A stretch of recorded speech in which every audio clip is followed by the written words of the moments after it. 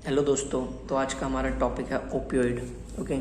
तो ये जो वीडियो है ये जहाँ तक है थोड़ी लंबी हो सकती है, क्योंकि इसके अंदर हम ओपियोइड्स पढ़ेंगे, transmission of pain, mechanism pain का सब पढ़ेंगे, क्या क्या न्यूरो ट्रांसमीटर यूज़ किए जाते हैं और उन सब के ड्रग्स के बारे में पढ़ेंगे। ठीक है। ये वैसे थोड़ा सा लेंदी है लेकिन बहुत इंटरेस्टिंग है और इजी है, आप इसे अच्छे से पढ़ सकते हैं। थोड़ी सी लंबी जा सकती है वीडियो, लेकिन पूरी वीडियो देखने के बाद ये है कि आप पूरे MCQs मतलब मैक्सिमम पॉसिबिलिटी ऑफ MCQs कर पाएंगे। चलो तो हम स्टार्ट करते हैं। सबसे पहले हम देखते हैं ओपियोइड्स। ओके। ओपियोइड्स होते क्या हैं? ओपियोइड्स एक इस तरीके के ड्रग होते हैं जो कि CNS पे एक्ट करते हैं और एक मॉर्फिन लाइक इफेक्ट प्रोड्यूस करते हैं, जो कि क्या रिलीफ देता है क्या पेन को और यूफोरिया। यूफोरिया क्या होता है? Happiness, feeling of happiness, wellness की फीलिंग अंदर से आती है। ठीक है। और ये जो है इसे हम नारकोटिक्स भी बोलते हैं और एनाल्जेसिया का मतलब भी क्या होता है? जो रिलीफ पेन करे। एनाल्जेसिया दो टाइप का होता है, एक ओपियोइड एक नॉन ओपियोइड। तो हम इसमें ओपियोइड पढ़ने जा रहे हैं। ठीक है। सबसे पहले हमें इसमें देखना होगा कि क्या ट्रांसमिशन ऑफ पेन किस तरीके से फैलता है। ठीक है। इसके लिए जैसे कि ये हाथ है, ठीक है, इसमें हमने मतलब कि ये पेंसिल है, इसे हमने ऐसे किया तो पेन स्टिमुलेट हुआ। ठीक है। तो जो ये स्टिमुलेशन स्टार्ट होता है इसे बोलते हैं कि नोसी रिसेप्टर, यहाँ से बिगेन हुआ है, उसे क्या बोलते हैं? Branching end of sensory neuron, जो कहाँ प्रेजेंट होता है? PNS में प्रेजेंट होता है। ठीक है। फिर इसके बाद जब हम देखते हैं ये जो एफरेंट सेंसरी एफरेंट फाइबर से कहाँ जाता है? ये dorsal horn of spinal cord में जाता है। उसके बाद ये सेकेंडरी उस पे जाता है, सेकेंडरी न्यूक्लियाई पे जाता है। उसके बाद स्पाइनोथैलेमिक ट्रैक्ट होता है, उधर स्पाइनोथैलेमिक ट्रैक्ट होता है, उससे वो थैलेमस पे आता है कि स्पाइन से थैलेमस जाने के लिए स्पाइनोथैलेमिक ट्रैक्ट होता है। फिर वो थैलेमस में जाता है। थैलेमस के बाद ये कहाँ पे जाता है? ब्रेन में ही होता है थैलेमस के बाद ब्रेन के उधर क्या होता है? सेंसरी कॉर्टेक्स होता है, जहाँ पर पेन रिसीव्ड किया जाता है। आफ्टर पेन रिसीविंग हमें सेंसेशन होती है कि हमें चोट लगी है तो पेन होगा। ठीक है। अगर हम इसमें देखते हैं कि intensity of pain increase then it will go to thalamus. अगर पेन की इंटेंसिटी यहाँ पर बढ़ती है तभी वो थैलेमस पे जाता है। अगर हम इसी टाइम पे कोई ड्रग्स दे दें ऐसी जिससे कि वो ऊपर ही ना जा पाए, ठीक है, हम ड्रग्स इसीलिए देते हैं जैसे कि कॉर्टेक्स हमें महसूस ही ना हो। अब मैकेनिज्म ऑफ पेन देखते हैं। ये क्या हमारा प्री साइनेप्टिक और ये क्या है? Post synaptic neuron. ठीक है। प्री साइनेप्टिक पे क्या है कि जो ये वेसाइकल है, वेसाइकल के अंदर 3 तरीके के हमारे न्यूरो ट्रांसमीटर होते हैं। इसमें एक है ग्लूटामेट, जो सबसे मोस्ट इंपॉर्टेंट होता है। इसमें एक है सब्सटेंस P और तीसरा क्या है? कैल्सिटोनिन जीन रिलेटेड पेप्टाइड, इसे CGRP बोलते हैं। ठीक है, CGRP। सबसे पहले होता क्या है कि जो कैल्शियम है, कैल्शियम अंदर जाता है, जिसकी वजह से ये एक्साइटेशन होता है इसका, ये मेम्ब्रेन पे आ जाते हैं। जैसे ये वन का मतलब क्या? ग्लूटामिन, और कैल्शियम खुद भी आता है, और सेकंड का मतलब फॉस्फेट TN, थर्ड का मतलब CPGR। ठीक है। अब ये पोस्ट साइनेप्टिक है। ठीक है। पोस्ट साइनेप्टिक में क्या होता है कि NMDA रिसेप्टर होते हैं, एम्पा रिसेप्टर होते हैं, NK होते हैं। ठीक है। ये 3 रिसेप्टर होते हैं। जो ये दोनों रिसेप्टर होते हैं NMDA और एम्पा, NMDA कैल्शियम को अंदर लाता है और एम्पा सोडियम को अंदर लाता है। ठीक है। और ये दोनों जो हैं ये एक्टिवेट किससे होते हैं? ये एक्टिवेट होते हैं ग्लूटामेट से। जब ग्लूटामेट जब न्यूरोट्रांसमीटर आता है तो कैल्शियम और सोडियम अंदर आते हैं। ठीक है। और जब फॉस्फेट P की वजह से क्या है? NK रिसेप्टर्स में ये अंदर न्यूरोकाइनिन 1 रिसेप्टर की वजह से ये जो है अंदर आते हैं सब ये जो न्यूरोट्रांसमीटर है। अगर ये जो सब्सटेंस P है, इंपॉर्टेंट बात ये है कि जो सब्सटेंस P है अगर ये NK1 से बाइंड ना करे तो जो ये क्या कहते हैं कैल्शियम अंदर नहीं आ पाएगा। ठीक है। एक छोटी सी हम चीज़ देखते हैं कि जैसे कि कैल्शियम अंदर आया, ठीक है, अगर कैल्शियम अंदर आएगा, सोडियम अंदर आएगा, ठीक है, कैल्शियम सोडियम अंदर आएंगे तो इसकी वजह से क्या होगा? जो पेन है वो बढ़ जाएगा। ठीक है। पेन क्या हो जाएगा? बढ़ जाएगा। और अगर हम ओपियोइड देते हैं, ओपियोइड मतलब ड्रग्स देते हैं, तो जिसकी वजह से क्या होता है कि जो पेन डिक्रीज हो जाता है, क्योंकि ये क्या कहते हैं कैल्शियम और सोडियम के इनको कम कर देते हैं, इनको क्लोज कर देंगे। ठीक है। अगर हमारे कैल्शियम चैनल क्लोज होंगे तो ये जो न्यूरो ट्रांसमीटर रिलीज नहीं हो पाएंगे, जिसकी वजह से पेन हमें महसूस ही नहीं होगा। ठीक है। और ना ही फिर क्या होगा? ना ही पोटेशियम निकलेगा बाहर। 2 मेन मैकेनिज्म होते हैं, एक तो कैल्शियम और पोटेशियम का अंदर आना, मतलब कि अगर ओपन हो जाते हैं क्या कैल्शियम चैनल जब पेन हमें होता है, या फिर क्लोज हो जाते हैं पोटेशियम चैनल जब पेन महसूस होता है। अगर ये क्लोज हैं, ठीक है, इसका न्यूरोट्रांसमीटर नहीं आए और ये चीज़ ओपन है, ठीक है, तब क्या होगा, अगर ये दो चीज़, अगर ये क्या हो, ये अपनी क्लोज हो और ये क्या हो, ओपन हो, ओपन होगा तो क्या हाइपर पोलराइजेशन हो जाएगा, तो ये चीज़ पोटेशियम बाहर जाएगा, तो जिसकी वजह से क्या होगा कि हमें पेन का सेंसेशन नहीं होगा। सिंपल सा आप इससे समझ सकते हैं ये चीज़ें बहुत आसानी से, ये जो बना रखा है हमने, क्लोज न्यूरोट्रांसमीटर नहीं आएंगे जिसकी वजह से पोटेशियम ओपन हो जाएगा, हाइपर पोलराइजेशन होगी, के का क्या हो जाएगा, इफ्लक्स हो जाएगा, पेन रिड्यूस हो जाएगा। बहुत इंपॉर्टेंट है ये पूरे मैकेनिज्म को समझने के लिए। अब हम ये देखते हैं कि जब हमें हम मतलब कोई पेन अपने आप रिड्यूस क्यों हो जाता है, मतलब बिना कोई ड्रग लिए, ठीक है, तो इसके लिए क्या है, हमारे पास कुछ एंडोजिनस ओपियोइड्स प्रेजेंट होते हैं ऑलरेडी बॉडी के अंदर, जो कि एक्टिवेट होते हैं रिसेप्टर्स से, ठीक है। सबसे पहले ओपियोइड हम देखते हैं, एंडोजिनस ओपियोइड कौन कौन से होते हैं। एक होता है एनकेफिन, डायनोरफिन और एंडोरफिन, ठीक है। ये जो तीन हैं ये बाइंड करते हैं क्या, रिसेप्टर्स से, रिसेप्टर्स जो प्रेजेंट होते हैं क्या उसमें ओपियोइड में, ठीक है। एक होते हैं म्यू रिसेप्टर, ये क्या सबसे ज़्यादा स्ट्रॉन्ग होता है, ठीक है। फिर होता है कापा और ये होता है फिर डेल्टा। डेल्टा क्या होता है, सबसे ज़्यादा वीक होता है, ठीक है, ये स्ट्रॉन्ग ये वीक। अब हम थोड़ा रिसेप्टर्स के बारे में पढ़ते हैं। अगर हम जैसे बहुत बार क्या होता है कि जो एंडोजीनियस ओपियोइड है, जैसे हमने मॉर्फिन बहुत ज़्यादा लेते रहे तो इसकी जो काम करने की वो है वो कम हो जाएगी, क्योंकि डिपेंडेंस हमें मॉर्फिन पे हो गई है, ठीक है। तो हमें क्या बार बार में दूसरे ड्रग्स देने पड़ेंगे ओपियोइड्स के इस इफेक्ट को कम करने के लिए, मतलब कि, ठीक है। अब इसमें हम तीन ये देखते हैं, म्यू देखते हैं, कापा देखते हैं और सिग्मा देखते हैं, ठीक है। डेल्टा भी होता है, ठीक है। म्यू रिसेप्टर के एनाल्जेसिया देता है, सेडेटिव होता है यूफोरिया। यूफोरिया पता ही आपको, फीलिंग ऑफ हैप्पीनेस, और ये सबसे ज़्यादा एफिनिटी होती है, तो ये सबसे स्ट्रॉन्ग एगोनिस्ट होता है। मतलब कि एगोनिस्ट का मतलब क्या होता है, जो कि पेन रिलीव करे, ठीक है, पेन रिलीव करे।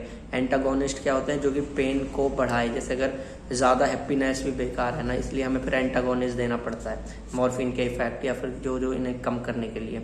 कापा की बात करें, कापा क्या है, इसकी एफिनिटी क्या है, बढ़ती घटती रहती है, वरिंग एफिनिटी होती है। लेकिन जो एक कापा है ये ज़्यादा खुशी नहीं देता। अगर कोई भी ड्रग कापा पे, कोई भी जैसे ड्रग है कापा पे आके रिएक्ट करेगा तो हमें फीलिंग क्या होगी, डिस्फोरिया, मतलब कि जो फीलिंग है हमें यूफोरिया नहीं होगी, डिस्फोरिया होगी। ऐसे ही सिग्मा पे करें तो बहुत बार डिस्फोरिया ही ज़्यादातर देखा गया है, ठीक है। तो अब हम देखते हैं, ये पेज हो गया अपना, देख सकते हैं आप, स्क्रीनशॉट ले सकते हैं, ठीक है। अब हम आते हैं किसमें, अपनी क्लासिफिकेशन ऑफ ओपियोइड। ओपियोइड की क्लासिफिकेशन थोड़ा जल्दी करते हैं, हम शॉर्ट वीडियो के लिए हैं यहाँ पर। Classification of opioid, strong agonist होते हैं, जो क्या होते हैं, नेचुरल होते हैं, सेमी सिंथेटिक और सिंथेटिक, ठीक है। नेचुरल में आते हैं तीन। सबसे पहले पता ही होगा मॉर्फिन, कोडीन। मॉर्फिन सबसे ज़्यादा स्ट्रॉन्ग होता है। कोडीन जैसे कफ सिरप वगैरह में पता होगा कि दिया जाता है, लेकिन 14 साल से कम बच्चों में नहीं दिया जाता, क्योंकि रेस्पिरेटरी डिसऑर्डर कॉज कर देता है। एक है ओमनोपोनोम, एक ये दिया जाता है। तीन ये मोस्ट इंपॉर्टेंट है जो नेचुरली आते हैं। सेमी सिंथेटिक इनके नेम से बने, जैसे मॉर्फिन तो हाइड्रोमॉर्फोन, कोडोन तो हाइड्रोकोडोन, कोडोन तो ऑक्सीकोडोन, ओके। एक है हीरोइन, ठीक है। और सिंथेटिक में आते हैं फेनिटिल हम पढ़ेंगे, बहुत इंपॉर्टेंट है, ठीक है। एक ट्राइमपेरिडीन, सबसे इंपॉर्टेंट क्या है, ट्राइमपेरिडीन और मॉर्फिन, ये दोनों हमें अच्छे से पढ़ने होंगे। एक है मिथोडीन और एक है मेप्रिडीन, ठीक है। जो मिथोडीन का एक सबसे अच्छा काम ये है कि ये क्या करता है, जो सेरोटोनिन और नॉरएपिनेफ्रिन है, इनका रीअपटेक को इनहिबिट करता है। ये बहुत याद रखने वाला क्वेश्चन है, एमसीक्यू में बहुत बार पूछा गया है। सबसे पहले आप देखते हैं मिक्स्ड और पार्शियल एगोनिस्ट। इसके लिए हमने एक निमोनिक बनाया है, P2N2T, जैसे PBNT, तो P को हम P रखेंगे और T को, पहला और लास्ट का सिंगल है और ये डबल है, ठीक है। सबसे P देखेंगे पेंटाजोसिन, बोलेंगे 12 पेंटाजोसिन। ब्यूटोरफेनॉल। फिर हम देखते हैं क्या, ब्यूप्रोनॉर्फिन, ये क्या एक एंटागोनिस्ट एक्शन शो करता है ड्रग एब्यूज के लिए। वैसे क्या एक और पार्शियल है ना, तो एक कर सकता है। एक है नालब्यूपिन और एक है नेलोरफिन और एक है ट्रेमाडोल, ठीक ठीक है। ट्रेमाडोल भी थोड़ा इंपॉर्टेंट है क्योंकि इसके पास दोनों मैकेनिज्म होते हैं, ओपियोइड और नॉन ओपियोइड के। तो हम इनको देखेंगे। बी, एक और रिवाइज करते हैं, P B square N square T, P pentazocine, B से ब्यूटाफेनॉल, और बी से फिर अगले बी से ब्यूपनॉर्फिन और फिर नालब्यूफिन, एन से और फिर अगले एन से नालॉर्फिन और फिर ट्रिमाडोल। ठीक है, 3-4 और बोलेंगे, याद हो जाएगा। फिर एंटागोनिस्ट 2 आते हैं, नैलोक्सोन और एक होता है नाल्ट्रिक्सोन। इनका मेन डिफरेंस जो होता है वो एक तो ये है कि जो ये बड़ा नाम है तो इसका लॉन्ग एक्शन होता है कि मतलब कि ये 48 आवर्स, आई थिंक 48 आवर्स में काम करता है, और नैलोक्सोन जल्दी काम करता है, और ये ओरली दिया जाता है और ये इंट्रावेनस वगैरह दिया जाता है। अभी देखेंगे इस सबको। सबसे इंपॉर्टेंट क्या है, साइड इफेक्ट। अगर हम इनकी ओवरडोज कर लेते हैं, सबसे जो मेजर साइड इफेक्ट होता है वो है डिपेंडेंसी, इनकी एडिक्शन। ठीक है, एडिक्शन हो जाती है। लेकिन और भी है, ये क्या लो और स्लो कर देता है वाइटल फंक्शंस को बॉडी के, जैसे कि हार्ट को लो स्लो करेगा तो ब्रेडिकार्डिया, लंग्स में करेगा तो रेस्पिरेटरी डिप्रेशन। जो सबसे इंपॉर्टेंट चीज़ है ओपियोइड की साइड इफेक्ट की, वो क्या, रेस्पिरेटरी डिप्रेशन। ये याद होना चाहिए हमेशा। स्टमक की करेगा, स्टमक में क्या है कि गैस्ट्रिक मोटिलिटी को कम कर देगा, जिससे कॉन्स्टिपेशन हो जाएगा। और एक किडनी में क्या है, रीनल फंक्शन को कम कर देगा, जिससे प्रोड्यूस एडीएच का प्रोडक्शन कम हो जाएगा, जिससे क्या होगा, urine retention. Okay, nausea, vomiting, headache, ये 3 तो याद ही कर लो, ये हर किसी उसमें होते हैं, नोजिया, वॉमिटिंग, हेडेक। और इसका जो एक खास बात है क्या, इंक्रीज इंट्राक्रेनियल प्रेशर बढ़ा देता है। मतलब कोई भी क्वेश्चन आए, जैसे कि हेड में इंजरी हो गई है, ठीक है, तो कौन सा ड्रग दें, तो मतलब कि मतलब कि ये ड्रग है, ये देने से क्या होता है, इंक्रीज इंट्राक्रेनियल प्रेशर बढ़ जाता है। तो इसलिए हम मॉर्फिन वगैरह इनका इस्तेमाल भी कर लेते हैं बहुत बार। और कफ वगैरह में, कफ के लिए हम बात कर चुके हैं, जैसे क्या है, कोडीन। ठीक है, अब हमने एक चीज़ देखी कि ब्रेडिकार्डिया करती है, लेकिन एक ड्रग ऐसा है जो कि टैकीकार्डिया करता है, वो है मैप्रिडीन क्या करता है, टैकीकार्डिया। और मिथियोनिन क्या करता था, SNRI, serotonin norepinephrine reuptake inhibition. ठीक है, अब हम देखने जा रहे हैं क्या, हमने पढ़ चुके हैं मैप्रिडीन क्या करता है, टैकीकार्डिया, क्योंकि इसका स्ट्रक्चर सिमिलर होता है किससे, एट्रोफिन से, क्योंकि इसका जो स्ट्रक्चर है वो क्या है, सिमिलर टू एट्रोफिन। अब हमें जो पढ़ना है वो क्या है, मॉर्फिन सबसे एग्जामिनेशन ड्रग है जो सबसे ज़्यादा पूछी जाएगी। मॉर्फिन को देखने जा रहे हैं हम। मॉर्फिन की बात करें तो फिनाइलथेरिन, ये क्या है, फिनोथेरिन डेरिवेटिव है ओपियम का। ठीक है, ओपियम का फिनोथेरिन डेरिवेटिव है। ओपियम कहाँ से, एक पॉपेवर सैमनीफेरस के सीमन से लिया जाता है। ठीक है, अब इधर हमें बात करनी है किसकी, मॉर्फिन की। ठीक है, तो हम ये देखते हैं कि मॉर्फिन की सबसे पहले हम देखते हैं फार्माकोकाइनेटिक। काइनेटिक का मतलब क्या होता है कि किस तरीके से बॉडी ने ड्रग पे अफेक्ट किया। Okay, what do body do to the drug. Dynamic होता तो what drug do to the body. सबसे पहले काइनेटिक की बात होती है, हमें एक चीज़ पता होती है, ADME। सबसे पहले एडमिनिस्ट्रेशन देखेंगे इसका। एडमिनिस्ट्रेशन इसका क्या होता है, ओरली भी होता है और पेरेंटली भी होता है, पेरेंटली भी होता है। इसमें क्या होता है, IV से भी दे सकते हैं, इंट्रामस्कुलर भी दे सकते हैं, इंट्राक्यूटेनियस भी दे सकते हैं।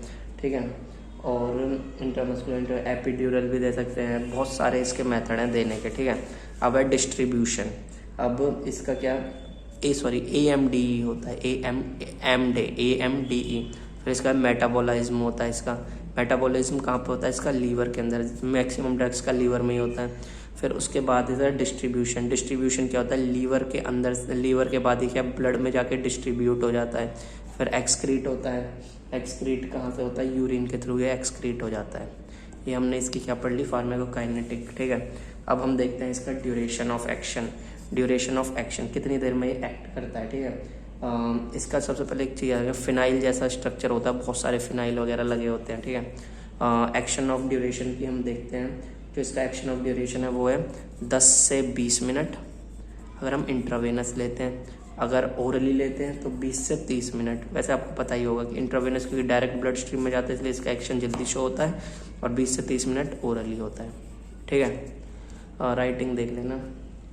और ये काम करता है 3 से 5 घंटे तक, 3 से 5 घंटे। फीलिंग ऑफ हैप्पीनेस बहुत होती है, ये सब कुछ। ठीक है, अब हम इसका देखने जा रहे हैं क्या, मैकेनिज्म पढ़ेंगे। इसका मैकेनिज्म पढ़ने के लिए जैसे कि हमने क्या, मॉर्फिन ले ली, ठीक है। मॉर्फिन ली, मॉर्फिन ने क्या किया, रिसेप्टर्स प्रेजेंट होते हैं हमारे, म्यू होता है, डेल्टा होता है, सिग्मा होता है, कापा होता है, ये सारे इसमें प्रेजेंट होते हैं। लेकिन सबसे ज़्यादा एफिनिटी शो इससे करता है, हाईएस्ट एफिनिटी म्यू से, ठीक है, क्योंकि ये स्ट्रॉन्ग एगोनिस्ट है इसलिए, ठीक है। ऑल रिसेप्टर प्रेजेंट होते हैं। अगर ये मतलब इससे एफिनिटी शो करता है, ठीक है, एफिनिटी शो करी इसने, तो फिर जो न्यूरोट्रांसमीटर है ना, जो न्यूरोट्रांसमीटर है, न्यूरोट्रांसमीटर सब्सटेंस पी वाला, उसे क्या कर देता है, सप्रेस, रोक देता है, ठीक है, सप्रेस कर देता है। ग्लूटामेट और सब दोनों को करेगा, ग्लूटामेट को भी और सब्सटेंस पी को भी, जिसकी वजह से क्या होता है, जो पेन है, पेन हमारी बॉडी से क्या हो जाता है, कम हो जाता है, रिड्यूस हो जाता है पेन। मेन हमारा काम क्या था, पेन को ही तो रिड्यूस करना था, पेन रिड्यूस हो गया, ठीक है। अब साइड इफ़ेक्ट की बात करते हैं, तो साइड इफ़ेक्ट जो हैं सारे मैक्सिमम वही साइड इफ़ेक्ट हैं जो हमने इसमें देखे थे, bradycardia, respiratory, constipation, ADH, vomiting, hydra, ये सभी पढ़ेंगे हम। पढ़ना भी क्या पता ही है आपको वैसे भी, ठीक है।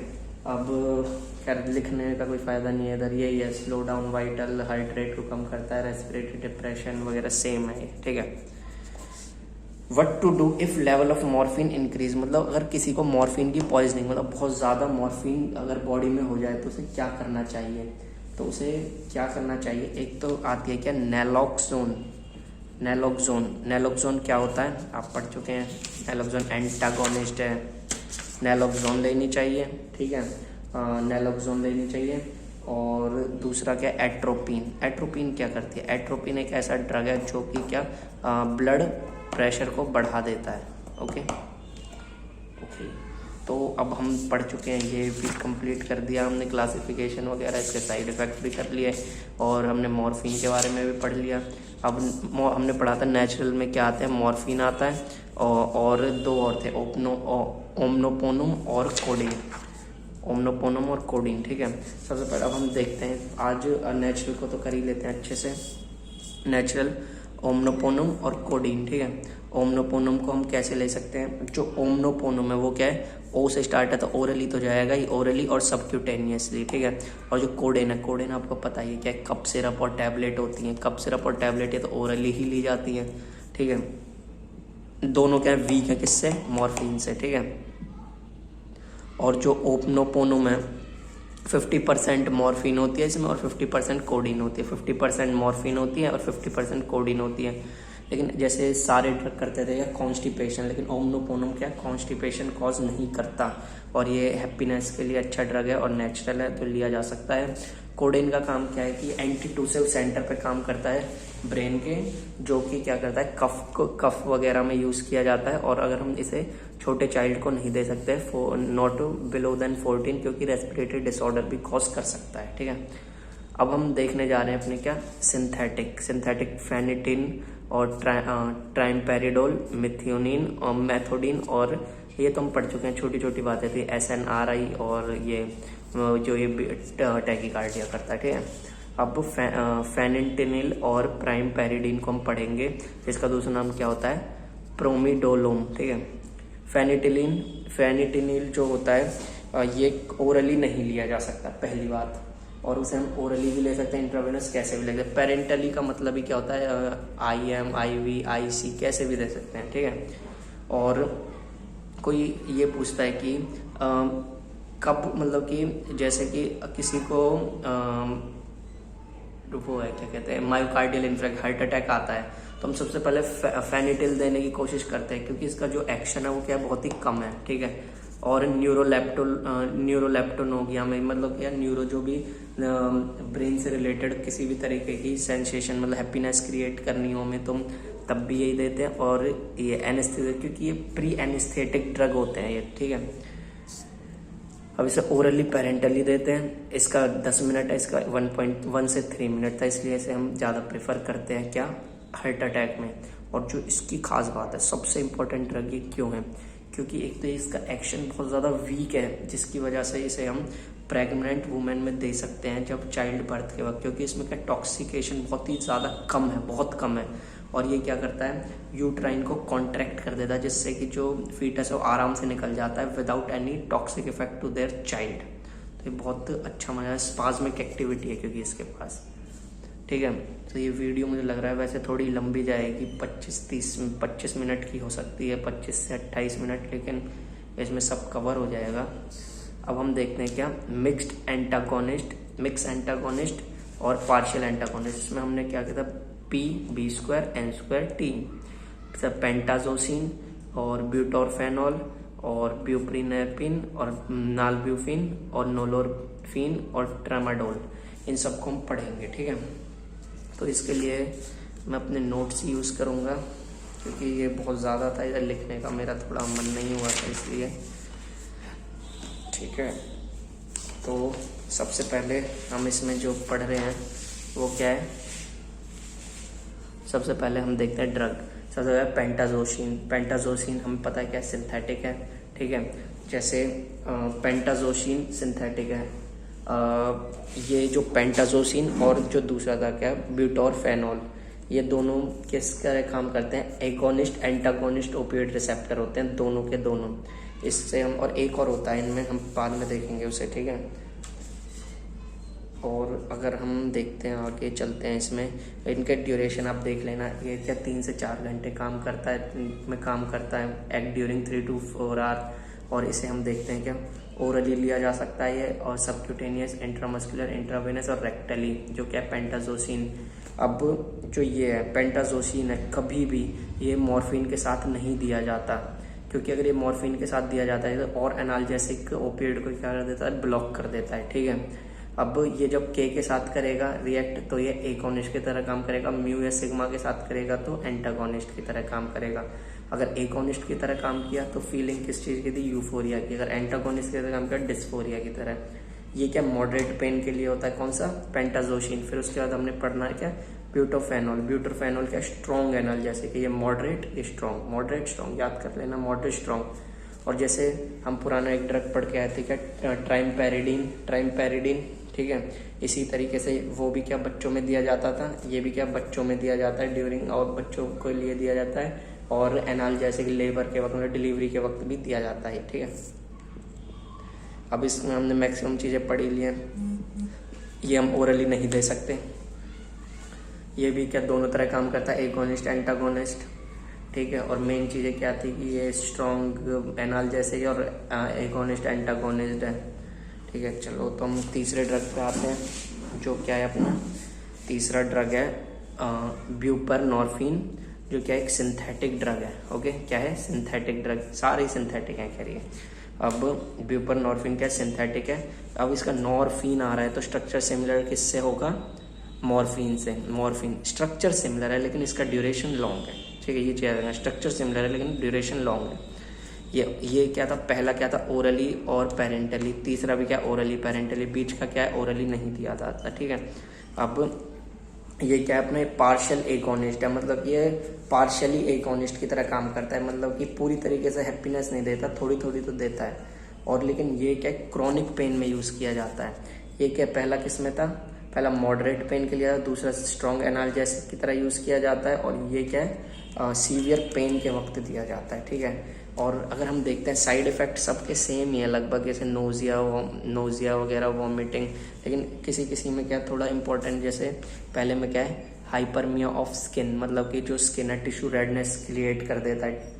और इसमें जैसे हमने सब में देखा था क्या, ब्रेडिकार्डिया, लेकिन जो पहला ये याद रख लेना, ये क्या टैकीकार्डिया कॉज करता है, और ये सब में इंक्रीज इंट्राक्रेनियल प्रेशर बढ़ाता है ये।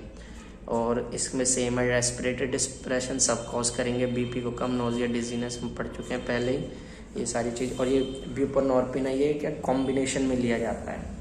ये सारे आपको याद करने पड़ेंगे, चाहे टाइम ले लेना लेकिन याद कर लेना इन्हें। अब है नालब्यूपिन और नेलोरपिन, ठीक है। नालब्यूपिन और नेलोरपिन ये भी क्या ओरली नहीं लिया जाता, खाली पेरेंटली, मतलब ब्यूटोरफेनॉल पहले देखा था, और नालब्यूबिन ये दोनों क्या है ओरली नहीं लिए जाते, एन और बी, ठीक है, ओरली नहीं लिए जाते। इसका क्या है कि इम्पोर्टेंट जो है इसका ये देखना है कि हमें लिमिटेड एबिलिटी टू डिप्रेस, ये मतलब कि पूरी तरीके से डिप्रेशन कॉज नहीं करता, ठीक है। और ये ड्राई माउथ वगैरह, नोज, वॉमिटिंग, ये चीज़ें कॉज करता है। मॉडरेट एगोनिस्ट है, क्या है मॉडरेट एगोनिस्ट है, ये इतना इंपॉर्टेंट है नहीं, वैसे पढ़ सकते हैं आप, देख लेना। एक है नलोरपिन। नलोरपिन की बात करेंगे, नलोरपिन भी क्या सिंथेटिक हैं सारे। ऑरपिन है तो स्ट्रक्चर क्या है इसका, सिमिलर है किससे, मॉर्फिन से, लेकिन ये मॉर्फिन के साथ नहीं लिया जाता। ये मॉर्फिन के साथ इसलिए नहीं लिया जाता क्योंकि ये विड्रॉल सिंड्रोम कॉज कर देता है, ठीक है, विड्रॉल सिंड्रोम कॉज कर देता है। और ना ही ये यूज़ किया जाता है नार्कोटिक एनाल्जेसिक के साथ, बिकॉज ये कॉज करता है क्या, साइकिक एक्साइटमेंट, एंजाइटी और ह्यूलिसिनेशन, ठीक है। और ये भी क्या है, एगोनिस्ट एंटागोनिस्ट ओपियोइड, पहले दो, और ये नलोरपिन ये क्या है, एगोनिस्ट एंटागोनिस्ट ओपियोइड। ये कॉम्पिटिटर है किसका, मॉर्फिन का। अब मेन चीज़ आती है कि इसे हम कब लेते हैं। अगर ये ऐसे लिया ही नहीं जाता तो कब लेना चाहिए, ये लेना चाहिए जब हम यूज़ करते हैं क्या, जब हमारे अंदर एक्यूट पॉइजनिंग हो जाती है मॉर्फिन, जब मॉर्फिन को इंसान ज़्यादा ले लेना, जब यूज़ किया जाता है ये, ठीक है। अब जो नेक्स्ट आता है ट्रेमाडोल। ट्रेमाडोल इम्पोर्टेंट है, ट्रेमाडोल इम्पोर्टेंट है। एक तो सेम है कि IV IM रेक्टली, मतलब कि ओरली नहीं लिया जाता। कुल मिला के लास्ट के जो 3 है ओरली नहीं लिए जाते और दूसरा वाला ओरली नहीं लिया जाता, ऐसे याद कर सकते हैं। लास्ट के 3 और दूसरा वाला ओरली नहीं लिया जाता, और सब ओरली और दोनों चीज़ें उस तरीके से ले लिए जाते हैं। ये जो है ना ट्रेमाडोल, क्वेश्चन आता है कि ऐसा कौन सा ड्रग है जो कि जिसके अंदर दोनों मैकेनिज्म शो होते हैं, ओपियोइड और नॉन ओपियोइड, तो वो क्या है, ट्रेमाडोल। और ऐसा कौन है जो कि रेस्पिरेशन कोई डिफेक्ट, मतलब रेस्पिरेशन में कोई दिक्कत ही नहीं करता, वो भी क्या है, ट्रेमाडोल, ठीक है। और कौन सा, और जैसे एक हमने पढ़ा था मेथोडीन, उसी तरीके से ये ट्रेमाडोल, ये क्या करता है, SNRI, serotonin norepinephrine reuptake inhibitor है ये भी, ठीक है।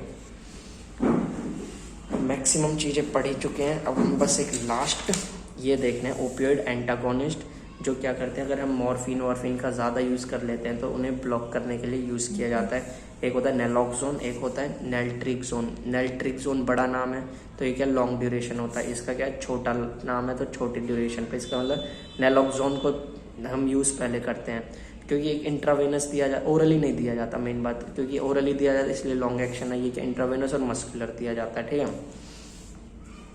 अब लेकिन देखा जाए तो ओरली चीज़ हमेशा स्टेबल होती है, तो मेटाबॉलिकली मोर स्टेबल होती है इससे, ठीक है। और अगर हम इसे देखें तो नॉन सिलेक्टिव एंटागोनिस्ट है with opioid receptor, competitive agonist antagonist है। और ये कब दिया जाता है, जब एक्यूट पॉइजनिंग हो जाती है। एक्यूट पॉइजनिंग नार्कोटिक एनाल्जेसिक या तो मॉर्फिन वगैरह किसी से, या फिर एक्यूट एल्कोहल पॉइजनिंग, 2 जगह दिया जाता है, एल्कोहल पॉइजनिंग में या फिर मॉर्फिन हम ज़्यादा ले लेते हैं जब। और ये क्या विड्रॉल सिंड्रोम कर देता है मॉर्फिन एब्यूजर्स को, ठीक है। और इसे देखते हैं, ये हमें यूज़ करते हैं ट्रीटमेंट ऑफ क्रॉनिक एल्कोहलिज्म, इसमें एल्कोहल पॉइजनिंग का क्रॉनिक एल्कोहलिज्म हो जाता है जब। थैंक यू दोस्तों, ये वीडियो थोड़ा लंबा चला गया, आधे घंटे के आसपास का हो जाएगा, लेकिन कोई दिक्कत नहीं है। अगर आप इस पूरी वीडियो को देखेंगे तो आपको ज़रूर कुछ समझ आएगा, अच्छा देख लीजिए। थैंक यू दोस्तों, चैनल को लाइक करें, सब्सक्राइब करें। अगली वीडियो में मैं आपके लिए MCQs लेके आऊँगा। अगर आपको ये वीडियो लाइक कमेंट आते हैं कि MCQs चाहिए इसके, तब मैं नई वीडियो बनाऊँगा एक। थैंक यू दोस्तों।